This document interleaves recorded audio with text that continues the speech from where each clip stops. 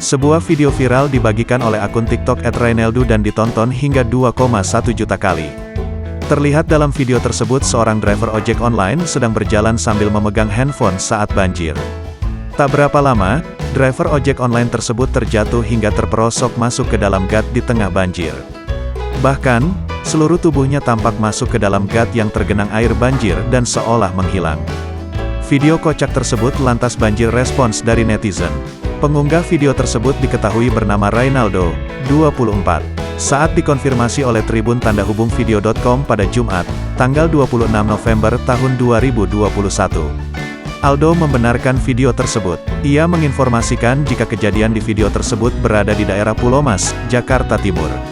Lokasi di Pulau Mas, Jakarta Timur, terangnya.